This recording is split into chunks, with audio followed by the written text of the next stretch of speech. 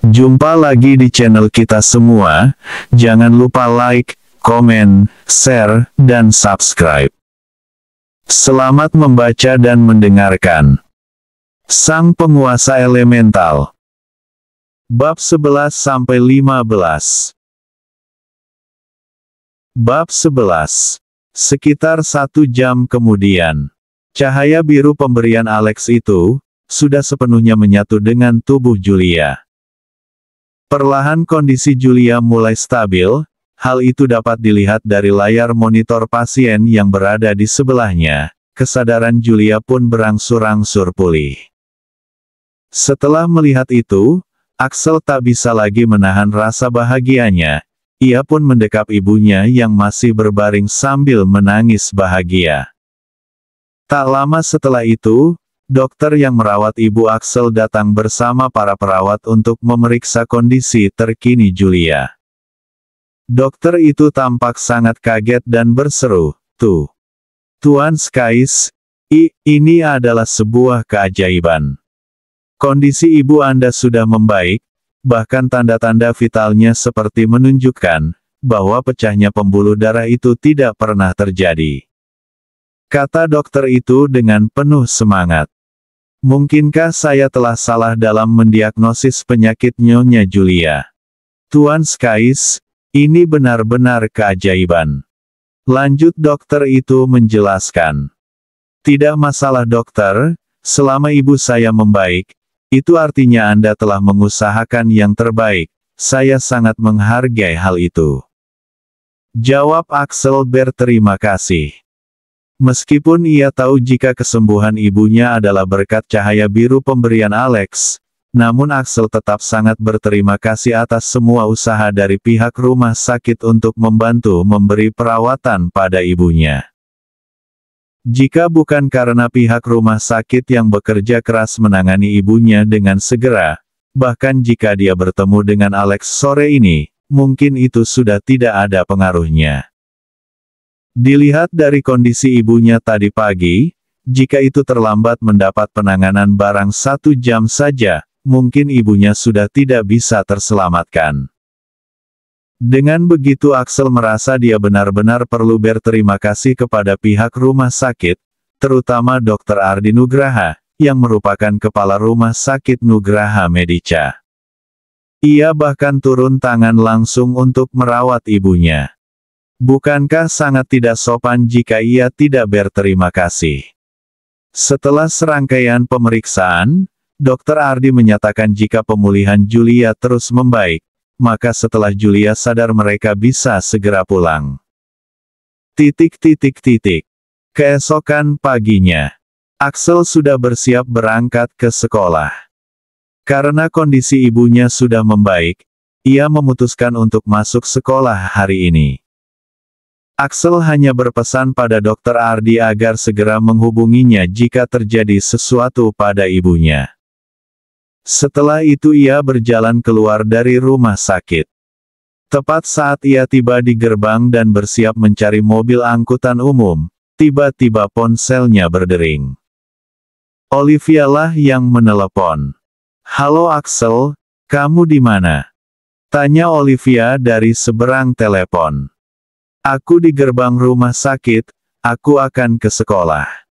"Kamu sudah akan sekolah? Lalu bagaimana dengan Bibi Julia?"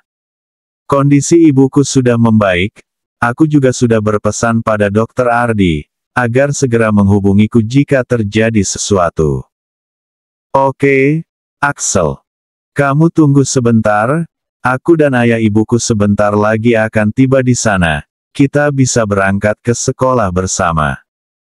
"Baik kalau begitu," jawab Axel, lalu menutup telepon.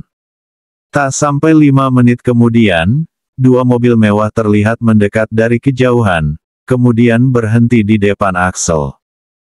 2 orang sopir turun dari mobil, lalu membuka kursi penumpang masing-masing mobil yang mereka kendarai. Setelah itu turun seorang pria dan wanita paruh baya dari mobil pertama, dan Olivia turun dari mobil kedua. Bab 12.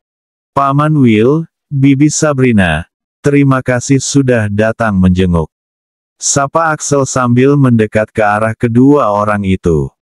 Seperti yang Anda perkirakan, dua orang itu adalah kedua orang tua Olivia. William dan Sabrina Hansen. Bagaimana kondisi ibumu, nak? Tanya Sabrina terlihat prihatin. Ibu sudah membaik, Bibi. Kata Dokter Ardi, setelah ibu sadar, ibu sudah bisa pulang. Lalu kamu akan ke sekolah? Tanya William kali ini. Iya, Paman.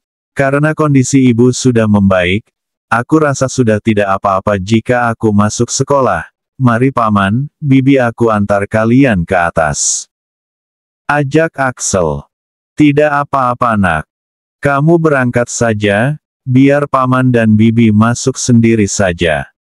Kamu berangkat saja dengan Olivia. Perintah William. Lalu ia melirik Adrian dan berkata, Adrian, kali ini awasi nonamu dengan baik, jangan sampai kamu kehilangan dia lagi. Sindir William memperingatkan. Adrian tidak berani mengatakan apapun, namun justru Sabrina yang menjawab, William kamu terlalu keras pada Adrian, lagi pula jika Axel duduk di sebelah putrimu, kemana lagi dia bisa menghilang. Kali ini Olivia lah yang tersindir. Seketika kedua pipi Olivia memerah, ibu jangan menggodaku, aku dan Axel hanya sahabat. Jawab Olivia menyangkal sindiran ibunya. Kau dengar itu Will, mereka hanya sahabat. Tapi Olivia kapan ibu mengatakan kalian lebih dari sahabat? Sindir Sabrina lagi. Wajah Olivia makin memerah.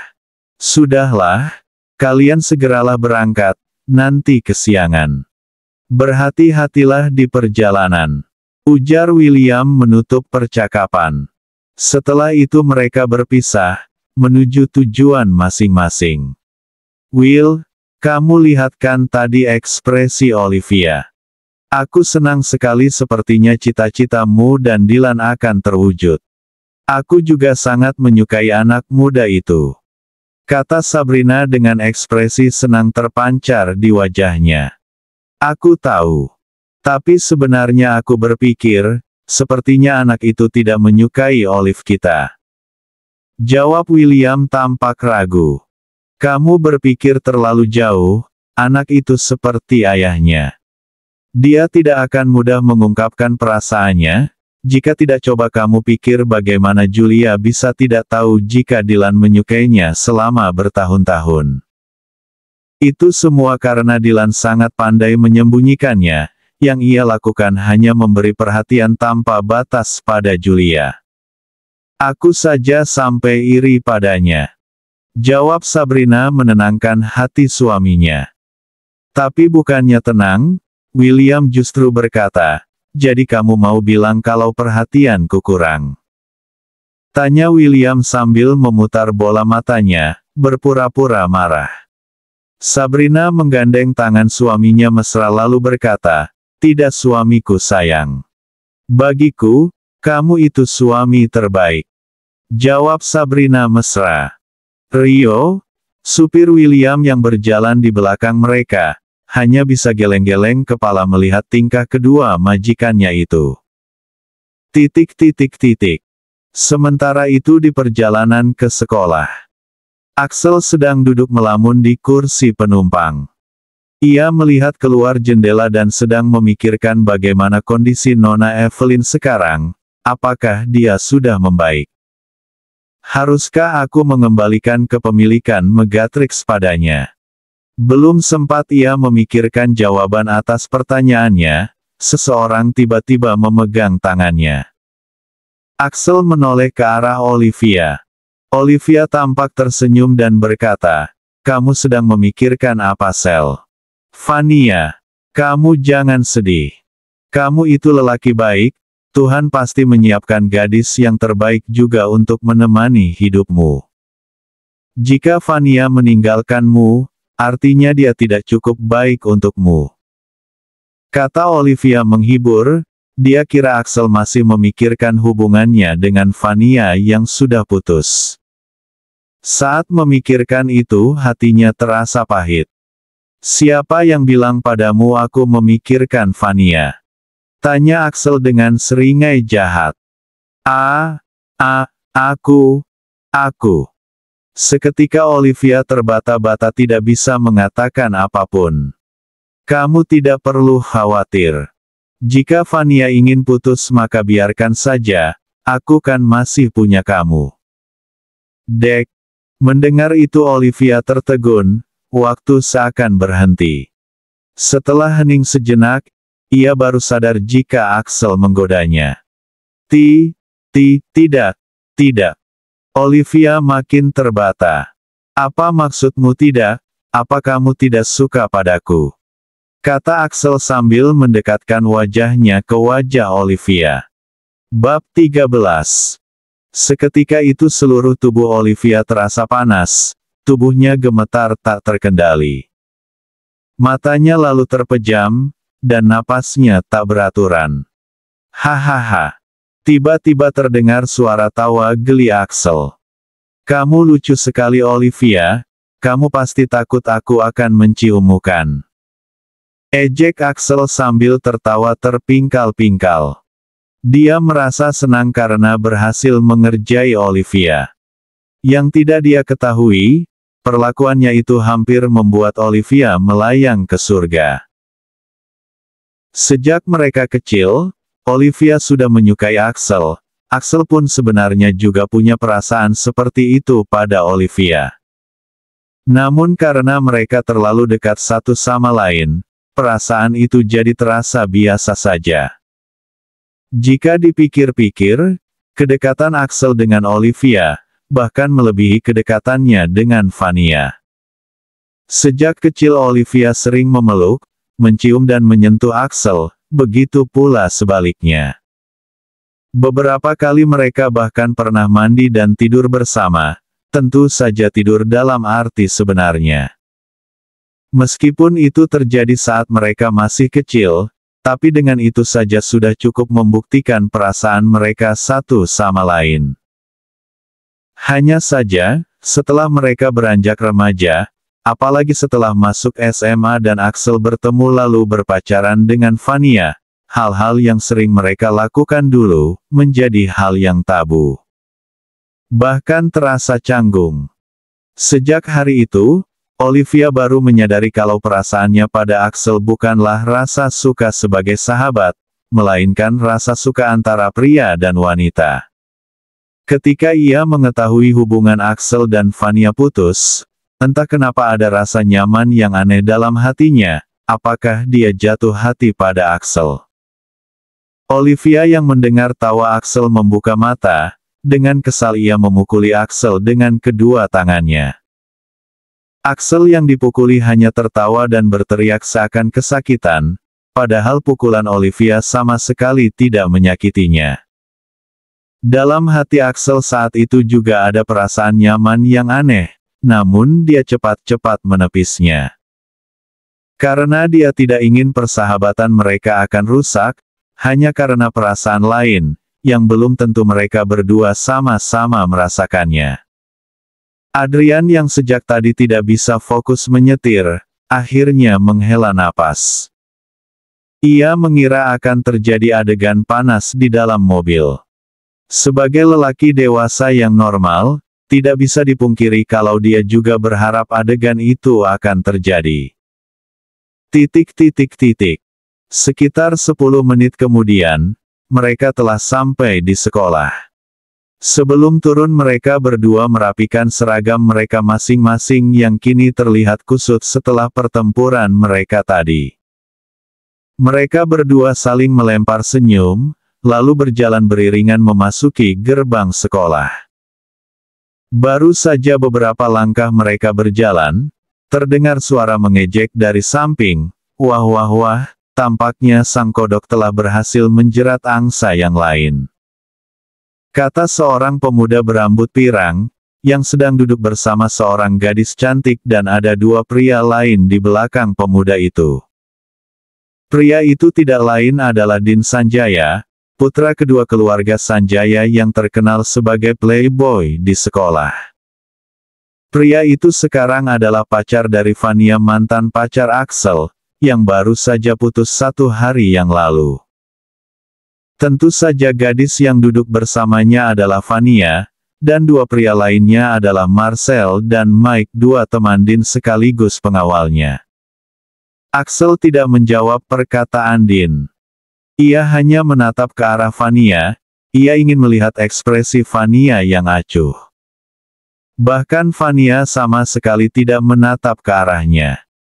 Namun entah mengapa, Axel tidak kaget, dia justru memasang wajah yang sangat tenang. Olivia yang berada di sampingnya menjawab dengan kesal, "Dean, jaga mulut busukmu itu, kalau kau tidak ingin ditampar," ancam Olivia. "Oh tidak, maafkan mulutku yang kotor ini Nona Hansen, tapi mulut ini sudah terbiasa berkata jujur," ujar Dean dengan nada mengejek. Axel yang sejak tadi diam, sekarang angkat bicara, "Sudahlah Liv, jangan buang waktu dan tenagamu untuk orang yang tidak penting," kata Axel datar. Mendengar itu, wajah Dean pucat. Namun dia tetap berusaha tenang dan berkata, "Benar begitu, sadar dirilah sebagai orang miskin. Kau memang pecundang yang hanya bisa bersembunyi di bawah ketiak seorang wanita," kata Dean mengejek. "Setidaknya aku bukan bocah manja yang hanya bisa bergantung pada kekayaan orang tuanya," balas Axel tenang. Bab 14. Dean yang merasa tersindir, mendekat ke arah Axel dan berusaha memukul wajah Axel. Dengan cepat Axel menghindar lalu menendang perut Dean dengan keras. Dean kehilangan keseimbangan dan jatuh terlentang. Marcel dan Mike yang melihat itu, berlari ke arah Axel dan menyerang secara bersamaan. Axel yang dikeroyok 2 orang sekaligus, berusaha menghindar dan keluar dari situasi terjepit. Setelah beberapa kali berhasil menghindar, 1 pukulan keras mendarat di wajah Axel, yang membuat Axel terlempar ke belakang. Tubuhnya terhempas, ia jatuh tersungkur ke atas sebuah batu besar yang ada di pinggir kolam ikan di taman sekolah itu, kedua tangannya menyentuh batu besar itu. Tiba-tiba ada cahaya yang terpancar dari sentuhan telapak tangan itu, namun tak seorang pun menyadarinya termasuk Axel sendiri. Marcel dan Mike melihat keuntungan dari jatuhnya Axel, mereka mendekati Axel dan ingin menghajarnya. Olivia sangat panik, apalagi ia melihat ada darah di sudut mulut Axel. Sementara Vania malah mendekati Dean dan memapahnya berdiri. Marcel dan Mike yang sudah tiba di depan Axel, melayangkan pukulan secara bersamaan ke tubuh Axel. Axel yang belum sempat menghindar hanya bisa pasrah menerima kedua pukulan itu. Tiba-tiba, krek, krek, arregggh, terdengar suara 2 tulang patah, yang diiringi teriakan melengking. Semua orang yang berada di taman sekolah, menyaksikan kejadian itu dengan mata terbelalak. Ternyata yang berteriak adalah Marcel dan Mike. Tangan kedua orang itu, yang digunakan untuk memukul Axel kini telah patah dan melengkung dengan sudut canggung yang sangat mengerikan. Tidak seorang pun mengerti apa yang terjadi. Kedua orang itu hanya merasakan tangannya mati rasa, saat memukul Axel tadi. Rasanya seperti mereka sedang memukul sebuah batu besar. Saat ini mereka berdua berguling-guling di tanah, dengan memeluk lengan mereka dan menampilkan wajah kesakitan. Olivia yang baru tersadar, langsung berlari ke arah Axel dan membawanya menuju ke ruang UKS. Di dalam pot Megatrix. Evelyn yang pingsan, perlahan membuka matanya. Dia menyadari bahwa tidak ada seorang pun di dalam pot itu selain dirinya. Dengan panik, ia bangkit lalu berlari menuju ruang kendali, lalu ia bergegas mengaktifkan mode peluncuran.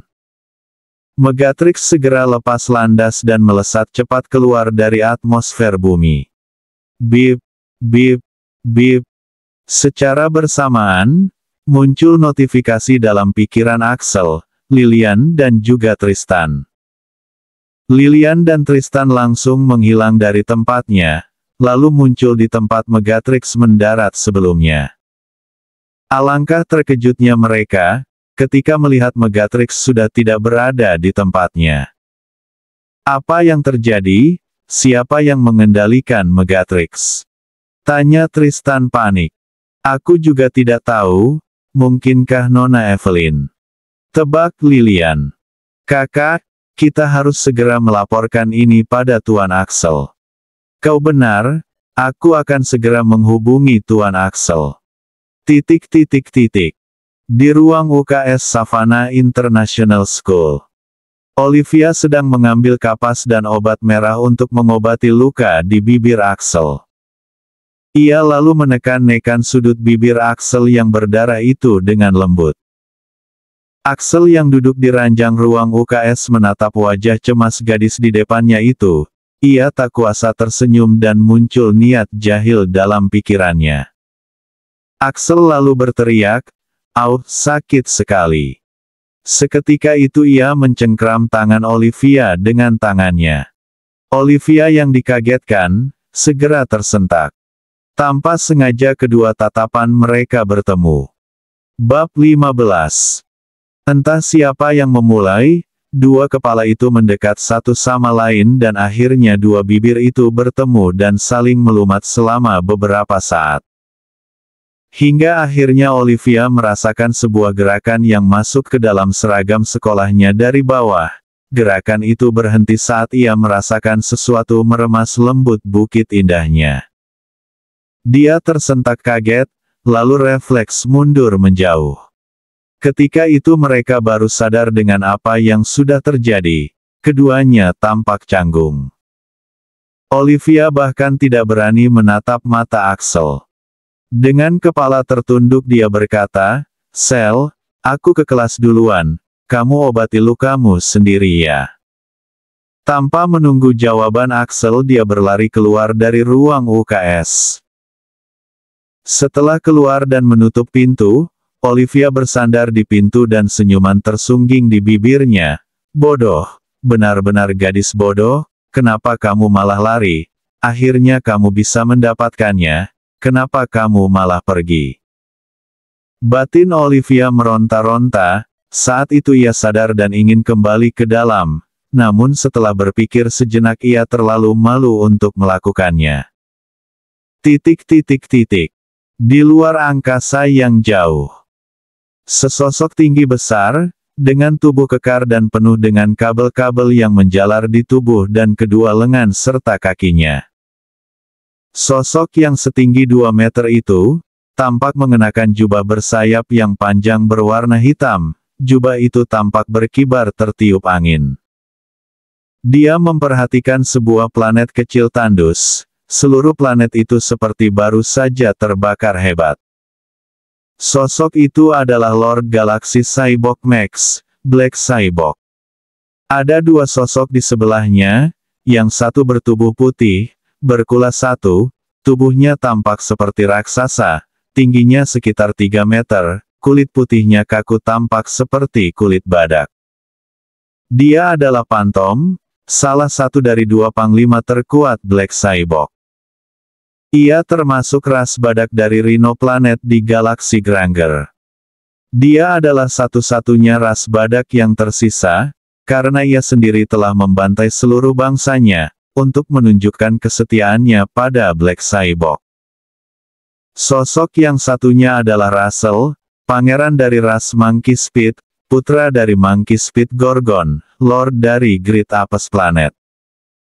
Meski tubuhnya kecil, ia punya kecepatan super yang hampir setara dengan kecepatan Lord Maxim Roger, bahkan ayahnya sebagai Lord dari sebuah planet, masih kalah cepat jika dibandingkan dengannya.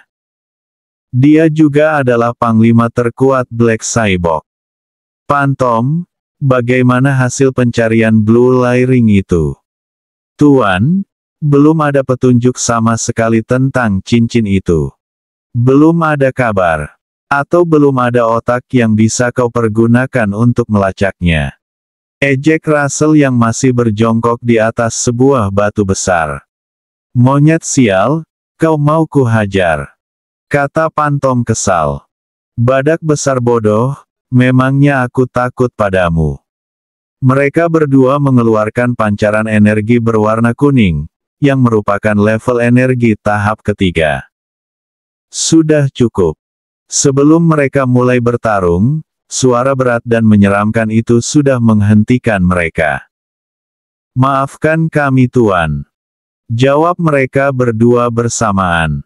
Suara seram itu tentunya adalah milik Black Cyborg. Pantom, Russell, segera temukan keberadaan cincin itu, temukan juga Putri Maxim Roger, pastikan dia hidup dan baik-baik saja, dia satu-satunya ras murni dari keturunan Kekaisaran Blue Light Spartan. Dia adalah calon ratuku di masa depan.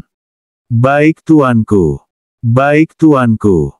Setelah itu mereka berdua melesat pergi menuju planet Orion yang hampir hancur itu. Di ujung galaksi Bima Sakti. Evelyn hendak menggunakan fitur teleportasi Megatrix, namun saat diaktifkan muncul notifikasi. Kegagalan sistem. Memuat ulang. Maaf, saat ini Megatrix berada dalam mode pemulihan. Fitur teleportasi saat ini tidak tersedia. Saat itu energi Megatrix yang tadinya tersisa 30% kini berkurang 10% lagi. Di planet Orion galaksi Lioris. Seorang bawahan Black Cyborg mendekat dengan cepat memberi laporan. Tuan, beberapa saat yang lalu, radar kita berhasil mendeteksi keberadaan pelacak yang dipasang pada tubuh Putri Lord Maxim, namun sekarang sinyal itu telah menghilang. Apakah koordinatnya tersimpan? Tidak Tuan. Namun kemunculannya berada kira-kira pada jarak 1,2 miliar tahun cahaya. Apa? Bagaimana bisa dia berada sejauh itu? Mungkinkah dia memegang cincin itu dan menggunakan Megatrix? Tapi aku sendiri yang membunuh Alex saat itu, bagaimana mungkin Alex sempat memberikan cincin itu padanya? Bersambung.